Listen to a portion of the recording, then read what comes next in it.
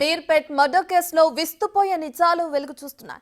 మర్డర్కు ముందు కుక్కను చంపిన గురుమూర్తి దాన్ని ఎలా చేయాలో ప్రాక్టీస్ చేసినట్లు పోలీసుల విచారణలో తేలింది. అంతేకాదు యూట్యూబ్లో వీడియోలు చూసి హత్య ఎలా చేయాలో ప్లాన్ చేశాడు. హత్య చేసి బాడీని ముక్కలు ముక్కలుగా నరికిన కిరాతకుడు వాటిని దంచి చెరువులో పడేశాడు. విచారణలో ఈ విషయాలు చెప్తుంటే పోలీసులే కంగుతున్నారు. ప్రస్తుతం ఆధారాలు సేకరించే పనిలో పోలీసులున్నారు. అయితే అనుమానంతోనే భార్యను కడతేర్చాడా లేక మరేమైనా కారణాలున్నాయా అని పోలీసులు ఆరా తీస్తున్నారు. వాళ్ళు కూడా బాగానే ఉండేవాళ్ళు, మరి ఇంత క్రూరల్గా ఉంటాడని ఎవరు అనుకోలేదు. ఏమైందో తెలియదు మరి. ఇంకా ఆ రోజు ఇంకా అయిపోయింది, చంపేశాడంట. అసలు ఎవరు ఎక్స్పెక్ట్ చేయలేదు భయ్య, అది ఎవరు ఎక్స్పెక్ట్ చేయలేదు. అది వాళ్ళందరూ బాగానే ఉండేవాళ్ళు ఇద్దరు. తర్వాత ఏమో పండగకి ఏదో గొడవ పడ్డారంట, ఇంక అంతే. తర్వాత చంపేసినానంగా అంతే. అంటే ఎట్లా గుర్తించారంట చంపిరని? ఏమో 3 days అమ్మాయి కనిపించలేదంట. తర్వాత సీసీటీవీ కెమెరా చెక్ చేస్తే ఎక్కడ అమ్మాయి రికార్డ్ అవ్వలేదంట. ఇంకా వాళ్ళు తర్వాత వాళ్ళ అమ్మ వాళ్ళు కేసు పెట్టారంట. వాళ్ళు వచ్చి అడిగితే అప్పుడు నిజాలు తెలిసినాయి. పూర్తి డీటెయిల్స్ అందించడానికి మా ప్రతినిధి సురేష్ లైవ్ లో జాయిన్ అవుతున్నారు. రైట్ సురేష్, ఇంతకుముందు ఆర్మీలో పనిచేసిన గురుమూర్తి ఇంత కిరాతకంగా తన భార్యను చంపడానికి కారణాలు ఏంటనేది తెలిసిందా? అంటే ఒక్కడే హత్యలో పాల్గొన్నాడా లేదంటే ఎవరైనా సాయం తీసుకోవడం ఏమైనా జరిగిందా? విచారణ ఇక్కడ వరకు వచ్చింది. మీర్పేట్లో భార్యను హత్య చేసిన గురుమూర్తి పోలీస్ విచారణలో ఒక్కొక్క గంటకి ఒక్కొక్క విషయం చెప్తున్నట్టుగా తెలుస్తుంది. అనేక సార్లు ప్రశ్నించినప్పటికీ కూడా తాను హత్య చేశానని చెప్పేసి ఒక కత్తి చూపించి ఆ కత్తితో భార్యని ముక్కలు ముక్కలుగా చేశానని చెప్పేసి మొదట చెప్పడం, ఆ తర్వాత రంపం ద్వారా భార్య మృతదేహాన్ని ముక్కలుగా కట్ చేసి ఆ తర్వాత కుక్కర్లో ఉడకపెట్టి ఆ చెరువులో పడేశానని చెప్తున్నాడు. అయితే పోలీసుల అదుపులో గురుమూర్తి ఉన్నాడు. ఈ కేసు గురించి పూర్తి ఆధారాలు సేకరిస్తున్నారు. ఇప్పటికే అనేక సీసీ ఫుటేజ్ని కూడా, ఆయన ఇంటి వద్ద సీసీ ఫుటేజ్తో పాటు చెరువు దగ్గర కూడా ఉన్న సీసీ ఫుటేజ్ని స్వాధీనం చేసుకోవడం జరిగింది. ఈ అన్ని కోణాల్లో కేసుని దర్యాప్తు చేస్తున్నామని చెప్పేసి కూడా ఎల్బీ నగర్ డీసీపీ ప్రవీణ్ కుమార్ చెప్పడం జరిగింది. ఇంకా మృతదేహానికి సంబంధించిన ఆనవాళ్ళు అయితే దొరకలేదు అని చెప్తున్నాడు. ఎందుకంటే ఆయన చెప్పే స్టేట్మెంటే ఉంది తప్ప భార్యను హత్య చేశానని చెప్తున్నాడు. కానీ మృతదేహాన్ని ఎక్కడ పడేశాడు, ముక్కలు ఎక్కడ పడేశాడు అనే దానిపై పొంతన లేని సమాధానాలు చెప్తున్నట్టు తెలుస్తుంది. దీనిపైనే పోలీసులు అయితే విచారణ చేస్తున్నారు. ప్రస్తుతం గురుమూర్తి పోలీసు అదుపులో ఉన్నారు. అయితే ఇంట్లో హత్య చేసిన తర్వాత చందనా చెరువు, ఏదైతే జిల్లలగూడకు సంబంధించిన చందనా చెరువు దగ్గర ఏవైతే పార్ట్స్ అన్నీ కూడా తీసుకొచ్చి బకెట్లో పడేశారని చెప్తున్నారు. ఒకసారి లోపట ఈ చెరువుకు సంబంధించి ఎంట్రీ ఉంటుంది. మీర్పేట నుండి ఆయన ఇంటికి 1 కిలోమీటర్ దూరంలోనే, అంటే 1/2 కిలోమీటర్ నుంచి కిలోమీటర్ మధ్యలో ఉంటుంది. అక్కడ నుండి తన బైక్పై వచ్చి ఒక బకెట్ ద్వారా ఈ చెరువులో స్పేస్ పార్ట్స్ అయితే మృతదేహానికి సంబంధించిన పార్ట్స్ అన్నీ కూడా ఆమె ఇక్కడ పడేసినట్టుగా పోలీసుల దర్యాప్తులో చెప్తున్నాడు. కానీ ఇక్కడ కూడా పోలీసులు చెరువులో గాలింపు చర్య చేపట్టినప్పటికీ కూడా ఎలాంటి ఆధారాలు అయితే ఇప్పటివరకు దొరకలేదని పోలీసులు చెప్తున్నారు. కానీ భార్యని అత్యంత దారుణంగా హత్య చేసి ఆ తర్వాత ఇక్కడికి వచ్చి మృతదేహానికి సంబంధించిన పార్ట్స్ అన్నీ కూడా కాల్ చేసి ఇక్కడ పడేశానని చెప్పేసి విచారణలో చెప్తున్నాడు. అయితే 14వ తేదీన ఎవరైతే మృతి చెందిన మహిళ చెల్లెలింటికి వెళ్ళారు. ఆ తర్వాత పిల్లల్ని అక్కడే వదిలేసి తర్వాత ఇంటికి సాయంత్రం చేరుకున్నారు. ఇంట్లో 14వ తారీఖు వెళ్ళిన సీసీ ఫుటేజ్, 15వ తారీఖు సంబంధించిన సీసీ ఫుటేజ్ని గుర్తించారు. అయితే 15వ తేదీన హత్య చేశాడా, 16వ తేదీన హత్య చేశాడా, గత 3 రోజులు. ఎందుకంటే 18వ తేదీన పోలీసులకు మాధవి తల్లిదండ్రులు ఫిర్యాదు చేయడం జరిగింది. తన కూతురు కనిపించట్లేదు, ఇంట్లో భర్తతో గొడవ పెట్టుకొని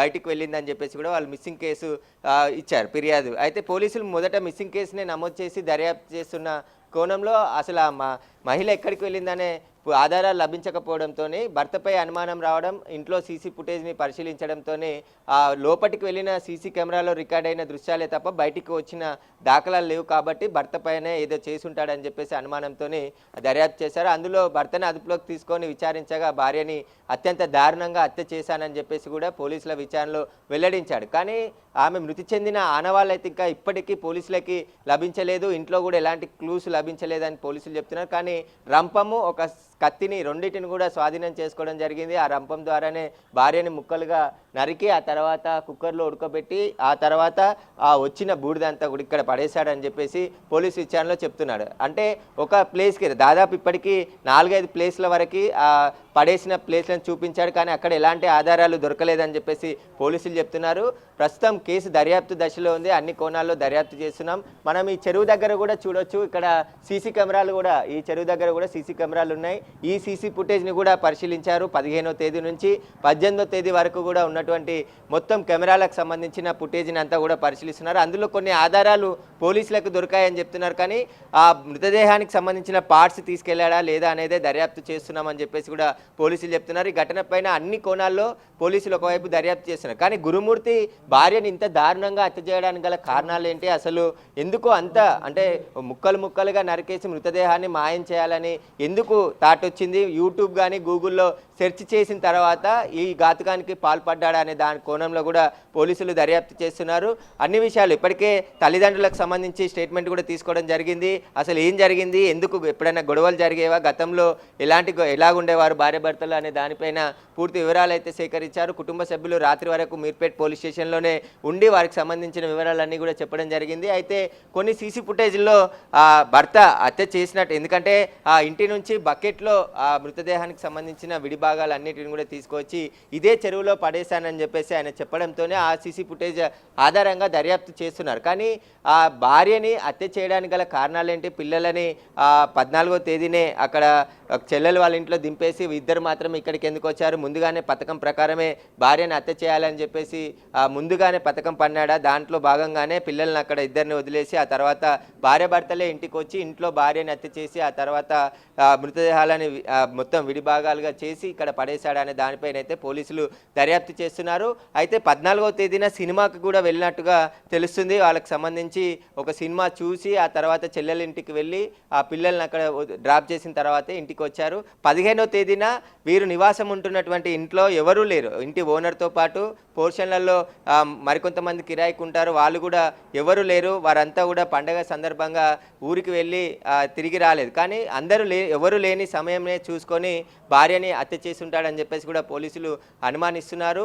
ఆ ఇంట్లో భార్య భర్తలు మాత్రమే ఉన్నారు, మిగతా ఎవరు లేని సమయం అది. ఆ రోజే భార్యని అత్యంత దారుణంగా హత్య చేసి ఉంటాడని చెప్పేసి కూడా పోలీసులు అయితే భావిస్తున్నారు. అన్ని కోణాల్లో పోలీసులు దర్యాప్తు చేస్తున్నారు. ఎవరైతే గురుమూర్తికి సంబంధించిన సెల్ ఫోన్ని కూడా స్వాధీనం చేసుకోవడం జరిగింది. ఆయన ఫోన్లో హత్య ఒక్కడే చేశాడా, ఎవరైనా సహకరించారా, ఆయనకి ఎవరితోనైనా మాట్లాడారా అనే దానిపై కూడా పోలీసులు టెక్నికల్ ఆధారాలు అన్నీ కూడా సేకరించే పనిలో ప్రస్తుతం ఉన్నారు.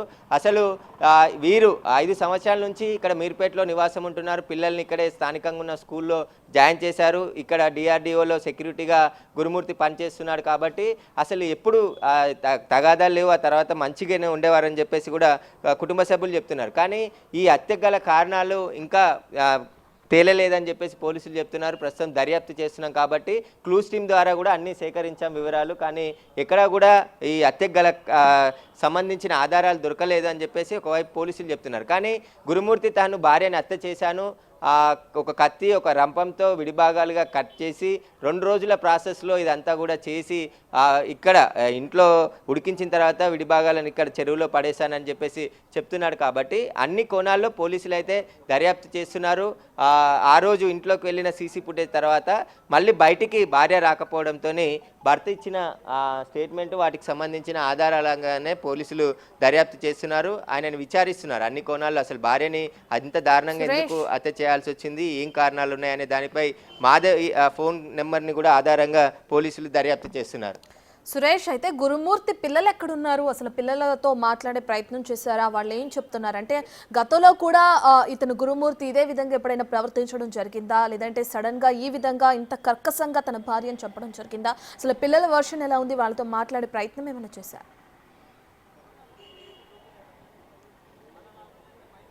మాధవి కుటుంబ సభ్యులు మేడ్చల్లో నివాసం ఉంటున్నట్టు తెలుస్తుంది. వాళ్ళ తల్లిదండ్రులే ఈ నెల 18వ తేదీన మీర్పేట్ పోలీసులకి మిస్సింగ్ కేసు ఫిర్యాదు చేయడం జరిగింది. తమ కూతురు కనిపించట్లేదు, భర్తతో గొడవ పడి బయటికి వెళ్ళిందని చెప్పేసి అల్లుడు చెప్పాడని చెప్పేసి అల్లుడితో సహా పోలీస్ స్టేషన్కి వెళ్ళి కంప్లైంట్ చేశారు. కంప్లైంట్ చేసుకున్న తరుణంలోనే పోలీసుల విచారణలో మాధవి ఎక్కడికి వెళ్ళిందో అనే విచారణలో తేలలేదు. కాబట్టి భర్తనే హత్య చేసి ఉంటాడని చెప్పేసి అనుమానంతోనే అదుపులోకి తీసుకొని విచారిస్తేనే ఈ విషయాలన్నీ బయటకు వచ్చాయి. కుటుంబ సభ్యులు కూడా అల్లుడిపై కూడా ఎలాంటి అనుమానాలు వ్యక్తం చేయలేదు. కానీ మిస్సింగ్ అయింది, గొడవ పడింది వాస్తవమే. 15వ తేదీన ఇద్దరు గొడవ పడ్డారు పండగ సందర్భంగా అని చెప్పేసి చెప్పారు. ఆ తర్వాత వెతికినప్పటికీ కూడా దొరకకపోవడంతోనే 18వ తేదీన అల్లుడితో కలిసి మీర్పేట్ పోలీస్ స్టేషన్లోకి వెళ్ళి కంప్లైంట్ చేశారు. ప్రస్తుతం పిల్లలు ఆ అమ్మమ్మ వాళ్ళ ఇంటి దగ్గరే ఉన్నారు. మృతురాలి తల్లిదండ్రులే పిల్లల్ని నిన్న సాయంత్రం కూడా తీసుకెళ్లారు. ఎందుకంటే హత్యకు ముందు రోజే 14వ తేదీన వాళ్ళ చెల్లెల ఇంట్లోనే పిల్లల్ని ఇద్దరిని భార్యాభర్తలు వదిలేసి భార్యాభర్తలు మాత్రమే ఇక్కడికి ఇంటికి రావడం జరిగింది. 14వ తేదీన సాయంత్రం ఇంటికి చేరుకున్నారు. 15వ తేదీన ఉదయం భార్యాభర్తల మధ్య ఘర్షణ నెలకొంది. ఆ ఘర్షణ నేపథ్యంలోనే భార్యని అత్యంత దారుణంగా హత్య చేశాడని చెప్పేసి గురుమూర్తి పోలీసుల ముందు స్టేట్మెంట్ ఇచ్చినట్టు తెలుస్తుంది. కానీ వాటికి సంబంధించిన ఆధారాలు పోలీసులు సేకరిస్తున్నారు కాబట్టి ఇన్వెస్టిగేషన్లో కేసు ఉంది. ఇన్వెస్టిగేషన్ పూర్తయిన తర్వాత అన్ని విషయాలు కూడా వెల్లడిస్తామని చెప్పేసి పోలీసులు చెప్తున్నారు. కాబట్టి ఈ కేసు మిస్టరీగా మారింది. అసలు మాధవిని ఒక్కడే అంత దారుణంగా ఎలా చంపాడు అనే దానిపైనే పోలీసులు ఆరా తీస్తున్నారు. ఇతనికి ఇంకా ఎవరైనా సహకరించారా, ఇంట్లోకి ఎవరైనా వచ్చారా అనే దానిపై కూడా సీసీ కెమెరాల ఫుటేజ్ ఆధారంగా అయితే ప్రస్తుతం దర్యాప్తు చేస్తున్నారు పోలీసులు.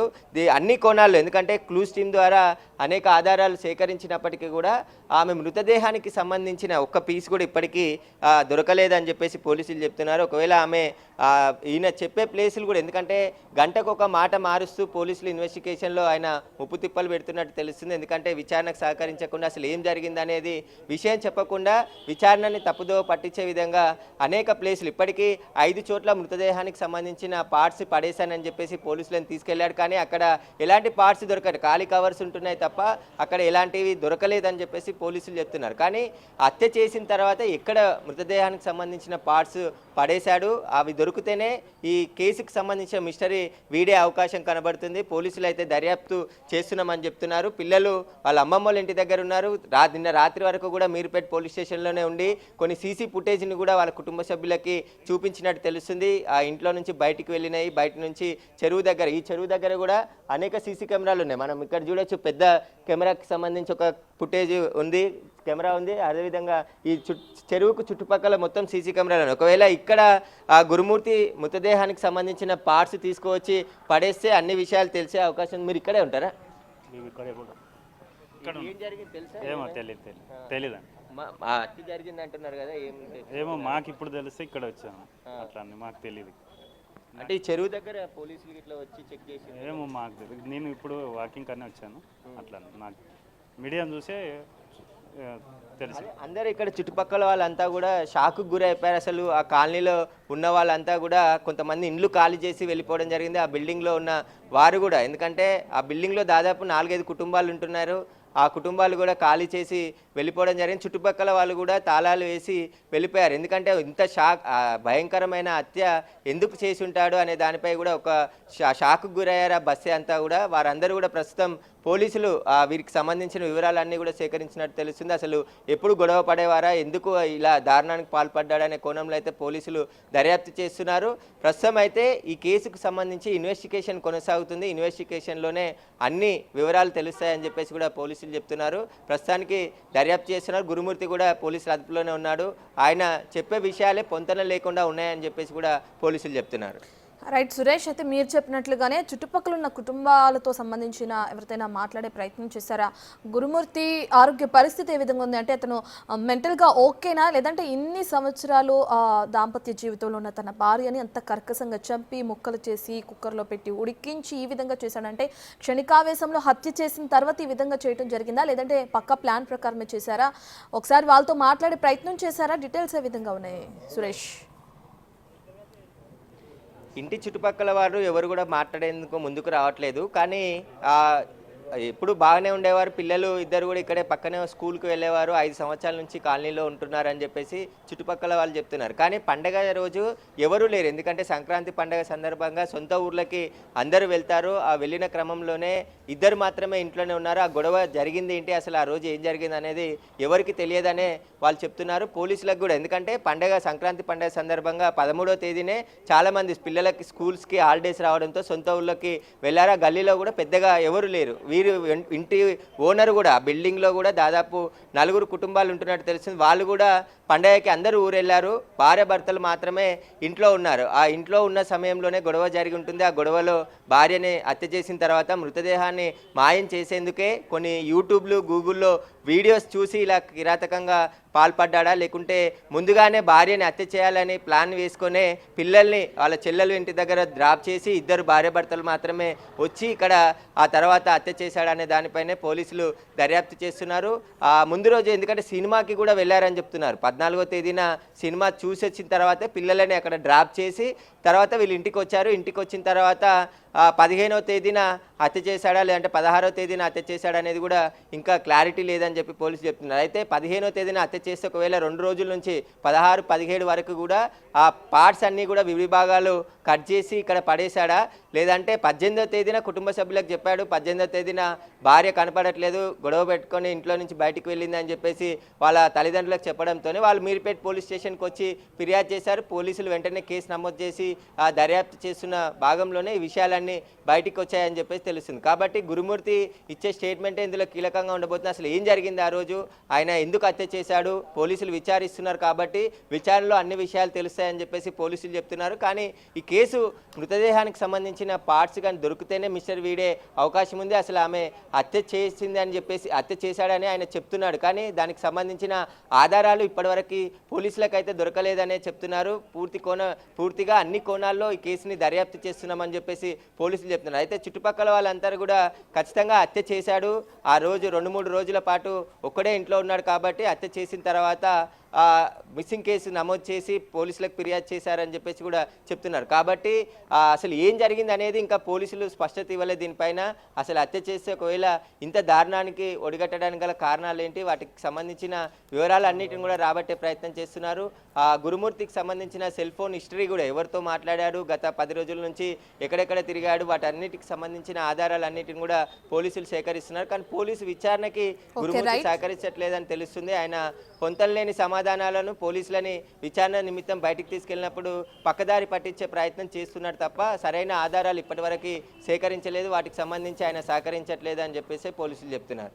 Right, thank you Suresh.